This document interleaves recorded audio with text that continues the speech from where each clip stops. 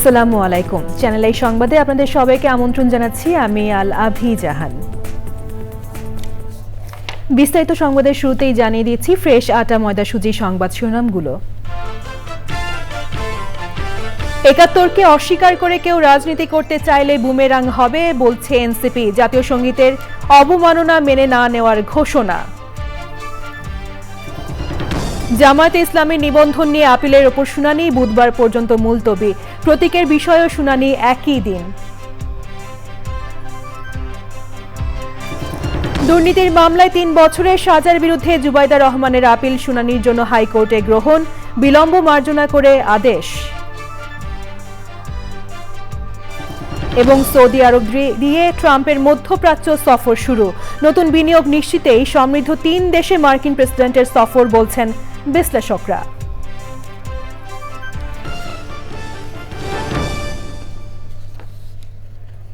সংবাদ শিরোনামগুলো জানাচ্ছিলাম। এখনকার এই সংবাদ আয়োজন একই সঙ্গে চ্যানেল আই এর ইউটিউব চ্যানেলে এবং চ্যানেল আই এর ওটিটি প্ল্যাটফর্ম আই স্ক্রিনে লাইভ স্ট্রিম হচ্ছে। এবার বিস্তারিত। জাতীয় নাগরিক পার্টির মুখ্য সমন্বয়ক নাসির উদ্দিন পাটোয়ারি বলেছেন, ৭১কে অস্বীকার করে বাংলাদেশে রাজনীতির সুযোগ নেই। কেউ করতে চাইলে সেটা বুমেরাং হবে। রাজধানীতে এনসিপির যুব উইং জাতীয় যুব শক্তির আত্মপ্রকাশ উপলক্ষে সংবাদ সম্মেলনে তিনি জাতীয় সঙ্গীতের অবমাননাকারীদের গণমানুষের আকাঙ্ক্ষা পূরণের রাজনীতিতে ফিরে আসার আহ্বান জানিয়েছেন। তাফিমুল ইসলামের রিপোর্ট। আগামী শুক্রবার গুলিস্তানের শহীদ আবরার ফাহাদ এভিনিউতে সমাবেশের মাধ্যমে আত্মপ্রকাশ ঘটবে জাতীয় নাগরিক পার্টির অঙ্গ সংগঠন জাতীয় যুব শক্তির। রাজধানীর বাংলা মোটরে এনসিপির কার্যালয়ে সংবাদ সম্মেলনে একথা জানান দলটি। জাতীয় যুব শক্তিতে প্রাধান্য পাবে বেসরকারি বিশ্ববিদ্যালয়ের শিক্ষক শিক্ষার্থীরা। তবে এনসিপি জানিয়েছে তাদের সহযোগী সংগঠন হলেও আলাদা করে কোনো ছাত্র সংগঠন হবে না। এনসিপির মুখ্য সমন্বয়ক নাসির উদ্দিন পাটোয়ারি ৭১কে হ্যায় করে কার্যকলাপের বিরোধিতার কথা জানান। ৭১কে আসলে অস্বীকার করে বাংলাদেশে রাজনীতি করার সুযোগ নাই। ৭১ আমাদের ভিত্তিমূল, আমরা ২৪-এ সেটা রিক্লেম করেছি এবং এই ভিত্তিমূল আমাদের থাকতে হবে। যদি কোনো গোষ্ঠী, কোনো পক্ষ ৭১কে বাইপাস করে রাজনীতি করতে চায়, তাদের রাজনীতিটা বুমেরাং হবে। জাতীয় সঙ্গীতের অবমাননা মেনে নেওয়া হবে না বলেও জানান এই এনসিপির নেতা। যারা জাতীয় সঙ্গীতের প্রতি অবমাননা করছেন, বুঝে না বুঝে, আমরা তাদেরকে বলবো যে বাংলাদেশের গণমানুষের যে রাজনীতি আকাঙ্ক্ষা প্রতিফলিত হয়েছে, সেখানে আপনাদের অংশগ্রহণ করে মেইন স্ট্রিম রাজনীতিতে আসা উচিত। আমাদের জাতীয় নাগরিক পার্টির পক্ষ থেকে আমরা এই ধরনের যে কার্যকলাপ সেগুলোর বিরোধিতা করছি এবং বাংলাদেশের মানুষের যে হৃদয়ের স্পন্দনের যে জায়গাগুলো, আকাঙ্ক্ষার জায়গাগুলো, সেখানে আঘাত না দেওয়ার জন্য অনুরোধ জানাচ্ছি ভবিষ্যৎ বাংলাদেশে। নাসির উদ্দিন পাটোয়ারি বলেন, গেল ৫৩ বছর দেশের যুব সমাজকে দলীয় হাতিয়ার হিসাবে ব্যবহার করা হয়েছে। তাদের সম্ভাবনা নিয়েও কাজ করা হয়নি। তাই গতানুগতিক ধারায় নয়, এনসিপি যুব উইং যুব সমাজকে অনুপ্রাণিত করবে বলে মন্তব্য করেন তিনি। তাফিমুল ইসলাম, চ্যানেল আই, ঢাকা। জামায়াতে ইসলামের নিবন্ধন অবৈধ ঘোষণা করে হাইকোর্টের রায়ের বিরুদ্ধে আপিলের ওপর শুনানি বুধবার পর্যন্ত মুলতবি করেছেন আপিল বিভাগ। জামায়াতের আইনজীবী ও ইসির আইনজীবীর বক্তব্য উপস্থাপন শেষে ওই আদেশ দেন প্রধান বিচারপতি সৈয়দ রেফাত আহমেদের নেতৃত্বে আপিল বেঞ্চ। আইনজীবীরা জানিয়েছেন, বুধবার মূল আপিলের সাথে জামায়াতের প্রতীকের বিষয়টি নিয়ে শুনানি হবে। ২০২৩ সালের ১৯ নভেম্বর আইনজীবী হাজির না থাকায় আপিল মামলাটি খারিজ করে দেওয়া হয়। এরপর আপিলটি পুনরুজ্জীবনের জন্য আবেদন করলে ২০২৪ ২২ অক্টোবর আদালত বিলম্ব মার্জনা করে আপিলটি শুনানির জন্য পুনরুজ্জীবিত করেন। এরপর ৩রা ডিসেম্বর আপিলের ওপর শুনানি শুরু হয়। ২০০৮ সালের ৪ নভেম্বর জামায়াতে ইসলামীকে সাময়িক নিবন্ধন দিলে পরের বছর বাংলাদেশ তরিকত ফেডারেশনের সেই সময়ের secretary general Syed Rezaul Haque Chandpuri, Zaker party সেই সময়ের মহাসচিব মুন্সি আব্দুল লতিফ, সম্মিলিত ইসলামী জোটের প্রেসিডেন্ট মাওলানা জিয়াউল হাসান সহ ২৫ জন জামায়াতে নিবন্ধনের বৈধতা চ্যালেঞ্জ করে রিট করেন।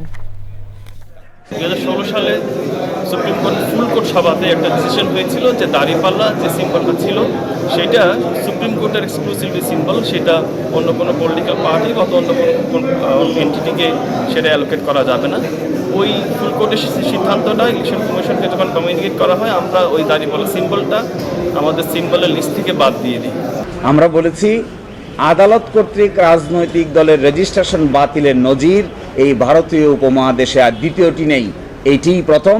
এবং জামাত ইসলামীর রেজিস্ট্রেশনকে বাতিল করা হয়েছে, ইলেকশন কমিশন বাতিল করেনি। ইলেকশন কমিশন রেজিস্ট্রেশন দিয়েছে, কিন্তু হাইকোর্ট ডিভিশন মেজরিটির ভিত্তিতে এটি বাতিল করেছে। এই নজির এই ভারতীয় উপমহাদেশে একটি এবং একমাত্র নজির। জ্ঞাত আয় বহির্ভূত সম্পদ অর্জনের মামলায় 3 বছরের কারাদণ্ডাদেশের বিরুদ্ধে জুবাইদা রহমানের করা আপিল শুনানির জন্য গ্রহণ করেছেন হাইকোর্ট। বিএনপির ভারপ্রাপ্ত চেয়ারম্যান তারেক রহমানের আইনজীবী কায়সার কামাল জানিয়েছেন, বিলম্ব মার্জনা করে ওই আদেশ দেন আদালত। 2023 সালে ঢাকা মহানগর জ্যেষ্ঠ বিশেষ জজ মোহাম্মদ আসাদুজ্জামান তারেক রহমানকে 9 বছর ও তার স্ত্রী জুবাইদা রহমানকে 3 বছরের কারাদণ্ডাদেশ দেওয়া হয়। পাশাপাশি তারেক রহমানকে 3 কোটি টাকা ও জুবাইদাকে 35 লাখ টাকা জরিমানা করেন আদালত। এছাড়া এই দম্পতির অপ্রদর্শিত সম্পদ হিসেবে 2,74,93,087 টাকা রাষ্ট্রের অনুকূলে বাজেয়াপ্তের নির্দেশ দেওয়া হয়। ঢাকা মহানগর জ্যেষ্ঠ বিশেষ জজ মোহাম্মদ আসাদুজ্জামান এই মামলার রায় ঘোষণা করেন। রায়ে আইনের দৃষ্টিতে পলাতক 2 আসামিকে গ্রেপ্তারের জন্য পরোয়ানা জারিরও আদেশ দেন বিচারক। বৈষম্য বিরোধী ছাত্র আন্দোলনের নেতা সাগর হত্যা মামলায় লোকসঙ্গীত শিল্পী সাবেক এমপি মমতাজ বেগমকে গ্রেপ্তার দেখিয়েছে মিরপুর থানা পুলিশ। মামলায় জিজ্ঞাসাবাদের জন্য তাকে 7 দিনের রিমান্ড চেয়ে ঢাকার সিএমএম আদালতে পাঠানো হয়েছে। আন্দোলন চলার সময় মিরপুর 10 নম্বর সেকশনের গোল চত্বর এলাকায় গুলিতে নিহত হন সাগর। তার মা বিউটি বেগম বাদী হয়ে মিরপুর থানায় একটি হত্যা মামলা করেন। তদন্তকারী কর্মকর্তা চ্যানেল আইকে জানান, মামলার এজাহারে সাবেক এমপি মমতাজের বিরুদ্ধে সুনির্দিষ্ট অভিযোগ রয়েছে। মামলায় তার সংশ্লিষ্টতা জানতে 7 দিনের রিমান্ডে চেয়ে আদালতে আবেদন জানানো হয়েছে। সোমবার রাতে ধানমন্ডি 7 মসজিদ রোডের একটি বাসা থেকে মমতাজ বেগমকে আটক করে ডিবি। বৈষম্য বিরোধী ছাত্র আন্দোলনের নেতা সাগর হত্যা মামলায় 7 দিনের রিমান্ড চেয়ে ঢাকার সিএমএম আদালতে তোলা হবে সঙ্গীত শিল্পী সাবেক এমপি মমতাজ বেগমকে। সেখানে আছেন শাকির আদনান, যাচ্ছি তার কাছে। আদনান, মমতাজের রিমান্ড শুনানি সম্পর্কে আমাদের জানাবেন এবং সেটা কখন হতে পারে?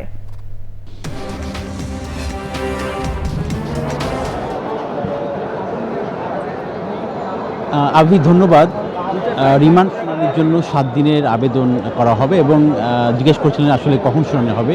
তো মানিকগঞ্জ, আপনারা জানেন যে মানিকগঞ্জ 2 আসনের সাবেক সংসদ সদস্য এবং সঙ্গীত শিল্পী মমতাজ বেগমকে গতকাল মধ্যরাতে ধানমন্ডির একটি বাসা থেকে গ্রেপ্তার করে গোয়েন্দা পুলিশ এবং তাকে মিরপুর থানায় বৈষম্য বিরোধী ছাত্র আন্দোলন চলার সময় সাগর নামে একজনকে হত্যার ঘটনায় সেই মামলায় তাকে গ্রেপ্তার দেখানো হয়েছে এবং তাকে ডিবি কার্যালয় থেকে এই সিএমএম আদালতে নিয়ে আসার কথা রয়েছে এবং এখনও তাকে নিয়ে আসা হয়নি। তো তাকে 7 দিনের রিমান্ডের আবেদন করা হবে এবং রিমান্ডের উপরে শুনানি হবে এবং যুক্তিতর্ক উপস্থাপন হবে এবং আসামি পক্ষ এবং রাষ্ট্রপক্ষ 2 পক্ষই শুনানি করবেন।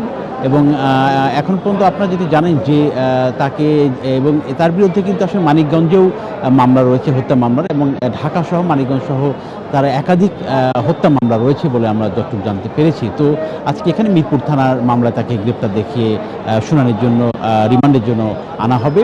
তো এখানে গণমাধ্যম কর্মীরা অপেক্ষা করছেন এবং তাকে এখন 2টা কিছু বেশি বাজে 2:30 বা 3টার দিকে তাকে আনার কথা রয়েছে বলে আমরা শুনতে পেরেছি। এবং আপনারা জানেন যে মানিকগঞ্জ 2 আসনের সাবেক তিনি 3 বারের সংসদ সদস্য ছিলেন এবং 2024 সালের 7 জানুয়ারি নির্বাচনে তিনি তার নিজ দলের স্বতন্ত্র প্রার্থীর কাছে হেরে যান এবং এই আন্দোলন আওয়ামী লীগ পতনের পর থেকে তিনি এক ধরনের আত্মগোপনে চলে যান এবং তার আসলে সেরকম কোনো ফেসবুক বা সামাজিক যোগাযোগ মাধ্যমেও কিন্তু তার সেই বিচরণ আমরা দেখতে পাইনি বা দেখা যায়নি। তো আসলে তাকে এখানে রিমান্ডের জন্য আবেদন করা হবে এবং তাকে কয়েকদিন রিমান্ড দেওয়া হবে নাকি কারাগারে পাঠানো হবে সেটি আসলে রিমান্ড শুনানি পরে আসলে দর্শকদের জানানো যাবে। আলাভি। আদনান, ধন্যবাদ আপনাকে। বাংলাদেশের কমিউনিস্ট পার্টির সাধারণ সম্পাদক রুহিন হোসেন প্রিন্স বলেছেন, অন্তর্বর্তী সরকার রুটিন কাজের বাইরে কিছু করতে গেলে নির্বাচন সংকটে পড়তে পারে। তাই যতটুকু সংস্কার প্রয়োজন তা করে নির্বাচনের কাজ এগিয়ে নেওয়ার আহ্বান জানিয়েছে কমিউনিস্ট পার্টি। সকালে জাতীয় ঐক্যমত্য কমিশনের সাথে বৈঠকে বাংলাদেশের কমিউনিস্ট পার্টির 11 সদস্যের প্রতিনিধি দল আলোচনায় অংশ নেয়। জাতীয় সংসদ ভবনের এলজি হলে বৈঠকে দলের সাধারণ সম্পাদক বলেন, 24-এর গণ আন্দোলনের পর মুক্তিযুদ্ধ ও স্বাধীনতার ইস্যুতে বিতর্ক সৃষ্টি হয়েছে। এর মাধ্যমে 24-এর আন্দোলন ঘিরে আজ অনৈক্যের সৃষ্টি হয়েছে। রাজনৈতিক দলগুলোর মধ্যে পুরোপুরি ঐক্যমত্যে আসার সম্ভাবনা কম। তাই যতটুকু ঐক্যমত্যে আসা যায় এর ভিত্তিতে প্রয়োজনীয় সংস্কার করে নির্বাচনের আহ্বান জানান তিনি। বৈঠকের শুরুতে জাতীয় ঐক্যমত্য কমিশনের সহ সভাপতি ডক্টর আলী রিয়াজ বলেন, গণতান্ত্রিক ও জবাবদিহিমূলক রাষ্ট্রের পথরেখা তৈরির চেষ্টা করছে কমিশন। সরকার রুটিন কাজের বাইরে যদি অনেক বড় কাজে হাত দিয়ে দেয় তাহলে তার জন্য কঠিন হয়ে যাবে, এবং এই কঠিন কাজ করতে যেয়ে অনেক সময় এমন কতগুলো বিতর্কের সম্মুখীন হতে পারে, তার যে অন্যতম যে কাজ, যে একটা সুষ্ঠু গ্রহণযোগ্য নির্বাচন উপহার দেওয়া, সেইটাও কিন্তু সংকটে পড়তে পারে। তা আপনাদের মাধ্যমেও এই কথাটুকু আজকে আমরা মনে করিয়ে দিচ্ছি, কারণ আমরা অন্তর্বর্তীকালীন সরকার অনেকগুলো পজিটিভ কাজের মধ্যেও দেখতে পাচ্ছি যে এটা আমরা সরকারকেও বলেছি। ময়মনসিংহের আদালতগুলোতে দিন দিন বাড়ছে মামলা জট। বিচার কাজে দেরি হওয়ায় ভোগান্তিতে বাদী ও বিবাদীরা। দীর্ঘসূত্রতার কারণে অনেকে মামলা চালানো থেকে সরে যাচ্ছেন।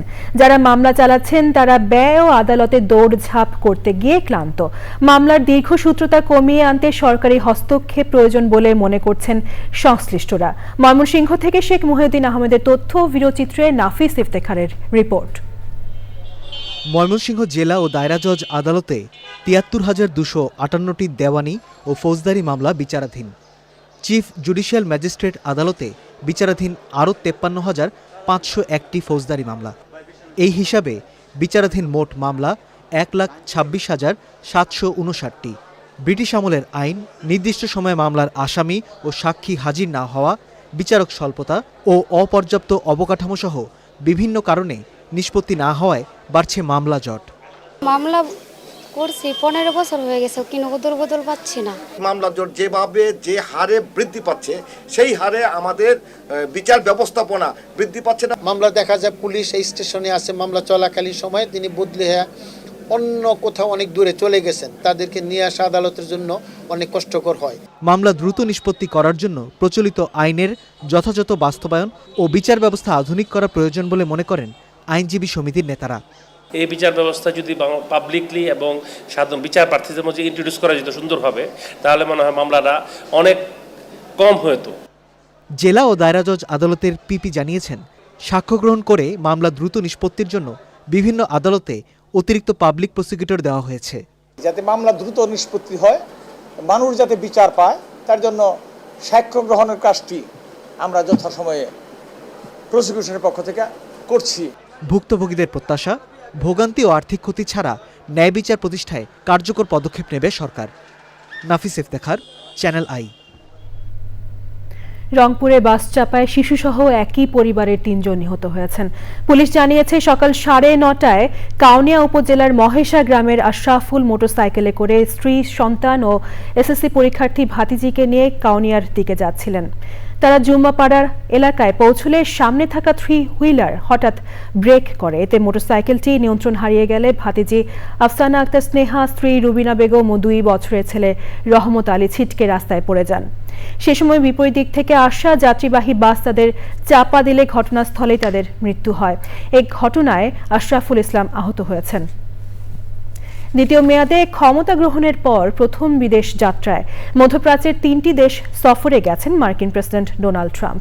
সৌদি আরব সফরের মধ্য দিয়ে তার 3 দিনের এই যাত্রা শুরু হয়েছে। বিশ্লেষকরা বলছেন, মার্কিন অর্থনীতির জন্য বড় অঙ্কের নতুন বিনিয়োগ নিশ্চিত করাই এবারের মধ্যপ্রাচ্য সফরের মূল উদ্দেশ্য। ওয়াশিংটন ভিত্তিক গবেষণা প্রতিষ্ঠান মিডল ইস্ট ইনস্টিটিউট মনে করে, যুক্তরাষ্ট্রের জন্য আরও বেশি উপসাগরীয় বিনিয়োগের ঘোষণার প্রত্যাশায় মার্কিন প্রেসিডেন্ট। সুদীপ্তা মাহমুদের রিপোর্ট।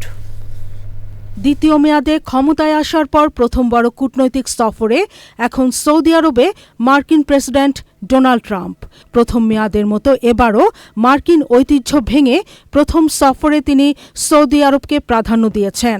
যুক্তরাষ্ট্রের প্রথা অনুযায়ী কোনো মার্কিন প্রেসিডেন্ট ক্ষমতা গ্রহণের পর প্রথম বিদেশ সফরে সাধারণত যুক্তরাজ্য, কানাডা বা মেক্সিকো বেছে নেন। ট্রাম্প প্রশাসনের কাছে উপসাগরীয় অঞ্চল অর্থনৈতিকভাবে অনেকটাই গুরুত্বপূর্ণ।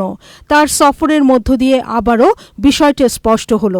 উল্লেখ্য, ট্রাম্প তার প্রথম মেয়াদেও প্রথম বিদেশ সফরের গন্তব্য হিসেবে সৌদি আরবকে বেছে নিয়েছিলেন। ট্রাম্প সৌদি আরবের রাজধানী রিয়াদে দেশটির কার্যত শাসক যুবরাজ মোহাম্মদ বিন সালমানের সঙ্গে বৈঠক করবেন। বুধবার উপসাগরীয় দেশগুলোর নেতাদের অংশগ্রহণে শীর্ষ সম্মেলনে যোগ দেবেন ট্রাম্প। বুধবার কাতার সফরেও যাবেন তিনি।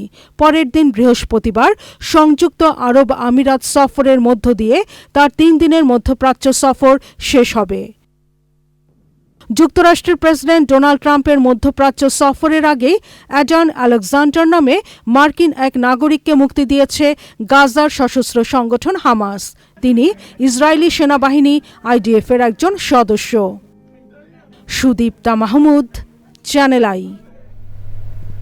এবার রয়েছে ভারত পাকিস্তান পরিস্থিতি।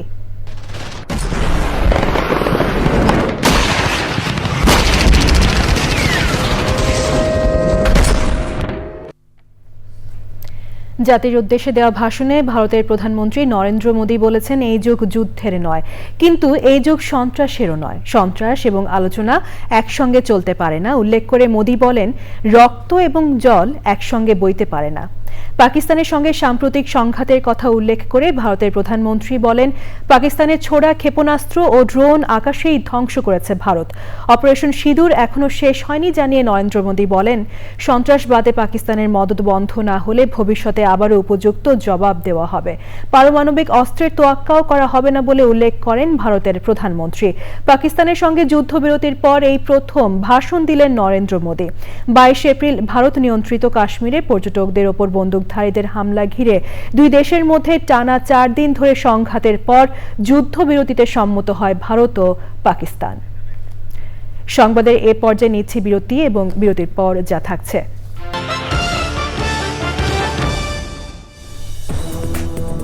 আরো একবার আমন্ত্রণ জানাচ্ছি চ্যানেল আই সংবাদে। পাবনা সদর উপজেলার ভাড়ারা ইউনিয়নে বাবুল শেখ ওরফে লগা নামে চরমপন্থী দলের এক নেতাকে ধারালো অস্ত্রের আঘাত ও গুলি করে হত্যা করেছে দুর্বৃত্তরা। ভোরে ভাড়ারা ইউনিয়নের কোলাদি বিজয়রামপুরের একটি বাগান থেকে তার মরদেহ উদ্ধার করা হয়। পাবনা সদর থানা ওসি আব্দুস সালাম জানিয়েছেন, লগা চরমপন্থী দলের নেতা ছিলেন। তাকে দুর্বৃত্তরা কুপিয়ে ও গুলি করে হত্যা করেছে।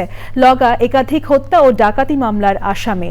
লগা পাবনায় বৈষম্য বিরোধী ছাত্র হত্যা মামলার প্রধান আসামি আওয়ামী লীগ নেতা আবু সাইদ খানের বিশেষ ক্যাডার বলেও জানিয়েছে পুলিশ। এলাকায় পুলিশের নজরদারি বাড়ানো হয়েছে।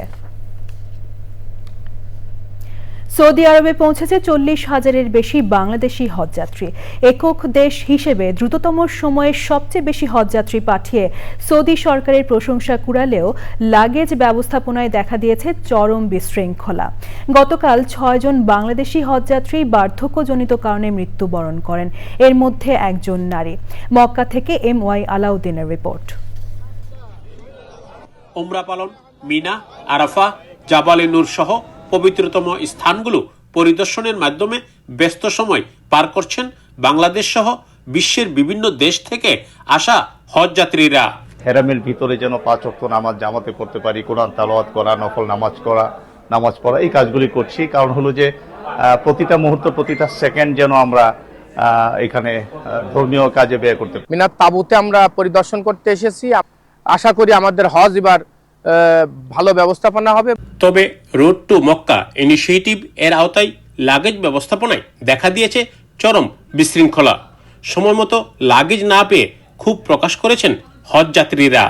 আমাদের লাগেজ আমরা আজকে সবগুলি পেয়েছি, এখন অনেকেই লাগেজ পাচ্ছেন। এটা মোটামুটি হেরেম শরীফ থেকে অনেক দূরে, প্রায় 7-8 কিলোমিটার দূরে। হাজি সাহেবরা কারো লাগেজ মিস হইলে ওখানে যাওয়া আসাটা হাজি সাহেবদের জন্য অনেক বাধা রয়েছেন। লাগেজ ব্যবস্থাপনায় অনিয়মকারীদের বিরুদ্ধে কঠোর পদক্ষেপ নিতে আহ্বান জানিয়েছেন হাবের প্রতিষ্ঠাতা মহাসচিব। এতে করে হজযাত্রীদের প্রয়োজনীয় ওষুধ, প্রয়োজনীয় কাগজপত্র, এহরাম খোলার পর দিয়ে তাদের কাপড় চোপড় না পাওয়ার কারণে হাজিরা অনেক ক্ষেত্রেই তারা ভোগান্তির শিকার হয়েছে। এই জন্যে লাগেজের ম্যানেজমেন্টটা থেকে আরো সক্রিয় এবং সুন্দর ব্যবস্থা করা উচিত আমি মনে করি। লাব্বাইক আল্লাহুম্মা লাব্বাইক, লাব্বাইক লা শারিকা লাকা লাব্বাইক তালবিয়ার মাধ্যমে আল্লাহর পথে আগত হজযাত্রীরা ছুটছেন কাবাগরের দিকে। এভাবে হজের আগে নিজেদেরকে ঝালিয়ে দিচ্ছেন এসব হজযাত্রী। সৌদি আরবের মক্কা থেকে এমওয়াই আলাউদ্দিন, চ্যানেল আই। এবার রয়েছে নিটোল টাটা কৃষি সংবাদ।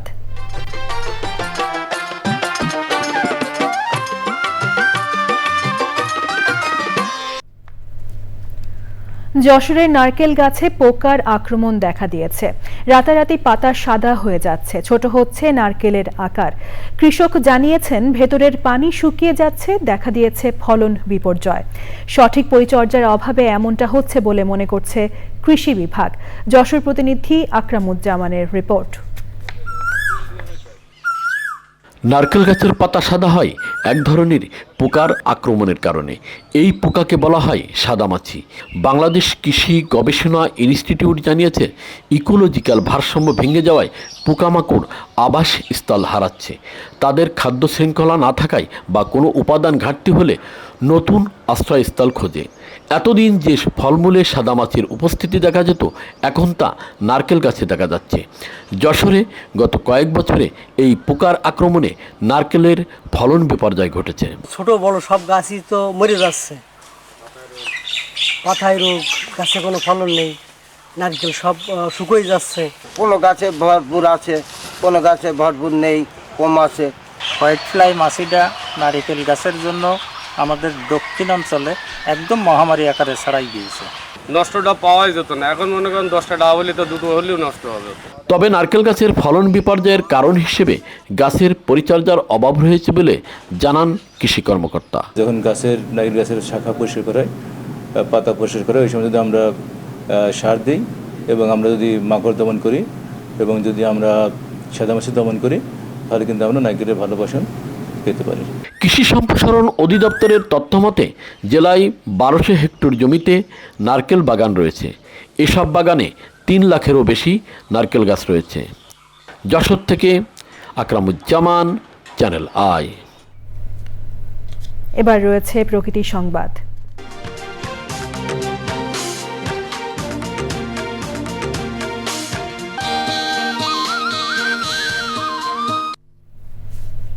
নদী রক্ষা বাঁধ ক্ষতিগ্রস্ত হওয়ায় ভাঙন আতঙ্কে দিন কাটছে কুড়িগ্রামের তিস্তা ধরলাপাড়ের লাখো মানুষের। মাথা গোজার ঠাঁই রক্ষায় স্বেচ্ছাশ্রমে প্রতিরোধ গড়ে তোলার চেষ্টা করছেন গ্রামবাসী। তবে বর্ষায় ভাঙন রোধে বাঁধ সংস্কার সহ টেকসই ব্যবস্থা নেওয়ার দাবি জানিয়েছেন ভুক্তভোগীরা। ভাঙন কবলিত এলাকায় জিও ব্যাগ ডাম্পিং সহ প্রয়োজনীয় ব্যবস্থা নেওয়া হবে বলে জানিয়েছে পানি উন্নয়ন বোর্ড। কুড়িগ্রাম প্রতিনিধি শ্যামল ভৌমিকের তথ্য, ভিডিওচিত্রে আফরোজা হাসির রিপোর্ট। বর্ষার বারিধারা, অথই জলরাশি কিংবা নদীর বুকে সূর্য অস্ত যাওয়ার সৌন্দর্য মুগ্ধ করলেও কুড়িগ্রামের নদীপাড়ের মানুষের জীবনের গল্পে নেই তার কোনো ছোঁয়া। তাদের চোখে মুখে শুধু উত্তাল নদীর ভয়াল ভাঙনে সব হারানোর আতঙ্ক। তাই তো আসন্ন বর্ষায় শেষ সম্বল রক্ষায় কাঁধে তুলে নিয়েছেন বালু ভর্তি বস্তা। ওজন বইবার শক্তি না থাকলেও জীবন জীবিকার তাগিদে ঐক্যবদ্ধ হয়েছেন উলিপুরের ধরলাপাড়ের ছায়নিপাড়া গ্রামের মানুষ। এই বাঁধটি ভেঙে যাওয়ার কারণে আমাদের এই এলাকার হাজার হাজার পরিবার বন্যায় এবং নদী ভাঙনে আতঙ্কে তারা আতঙ্কিত হয়। ওই পাশে স্কুলও আছে, এই পাশে স্কুল আছে, বাচ্চা কাচ্চা স্কুল যাওয়া আসা করতে পারতেছে না। একটা বাঁধ দিলে গেলে আমরা এই লোকগুলো সবাই উপভোগ করে খাইতে পেতাম, না হলে এই যে সামনের মধ্যে বর্ষা আসবে, এই বর্ষায় আমরা কাহিং কোথায় ভাসি যাব। তবে আসন্ন বর্ষায় ভাঙন রোধে সরকারের পক্ষ থেকেও নানা উদ্যোগ নেওয়া হচ্ছে বলে জানিয়েছে পানি উন্নয়ন বোর্ড। এই দুই এলাকার জন্য আমরা কিছু বরাদ্দ পেয়েছি, যা 10 দিনের শর্ট নোটিসে টেন্ডার করার আমরা প্রস্তুতি নিচ্ছি। রক্ষকরা আহ্বান করে এখানে খুব শীঘ্রই ঠিকাদারের মাধ্যমে কাজ বাস্তবায়ন শুরু করতে পারবো। এর বাইরেও আমরা কিছু জিও ব্যাগের বরাদ্দ পেয়েছি বর্ষাকালীন আমরা আপৎকালীন জরুরি কাজ বাস্তবায়নের জন্য। কুড়িগ্রামের ব্রহ্মপুত্র, ধরলা, তিস্তা, দুধকুমার ও গঙ্গাধরের দুই পারের দৈর্ঘ্য 374 কিলোমিটার। এর মধ্যে অরক্ষিত 308 কিলোমিটার নদীর পার। বর্ষায় সব হারানোর আতঙ্কে নির্ঘুম রাত কাটে এসব এলাকার মানুষের। আফরোজা হাসি, প্রকৃতি ও জীবন ডেস্ক, চ্যানেল আই। সবশেষে ফ্রেশ আটা ময়দা সুজি সংবাদ শিরোনামগুলো জানিয়ে দিচ্ছি আরও একবার। ৭১কে অস্বীকার করে কেউ রাজনীতি করতে চাইলে বুমেরাং হবে বলছে এনসিপি। জাতীয় সঙ্গীতের অবমাননা মেনে না নেওয়ার ঘোষণা। জামায়াতে ইসলামের নিবন্ধন নিয়ে আপিলের ওপর শুনানি বুধবার পর্যন্ত মুলতবি। প্রতীকের বিষয়েও শুনানি একই দিনে। দুর্নীতির মামলায় ৩ বছরের সাজার বিরুদ্ধে জুবাইদা রহমানের আপিল শুনানির জন্য হাইকোর্টে গ্রহণ। বিলম্ব মার্জনা করে আদেশ। এবং সৌদি আরব দিয়ে ট্রাম্পের মধ্যপ্রাচ্য সফর শুরু। নতুন বিনিয়োগ নিশ্চিতেই সমৃদ্ধ ৩ দেশে মার্কিন প্রেসিডেন্টের সফর বলছেন বিশ্লেষকরা।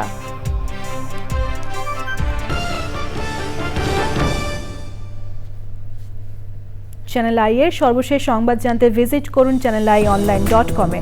যুক্ত থাকুন আমাদের সোশ্যাল মিডিয়া প্ল্যাটফর্মগুলোর সাথে। পরবর্তী শীর্ষ খবর দেখার আমন্ত্রণ জানিয়ে শেষ করছি। ধন্যবাদ সবাইকে।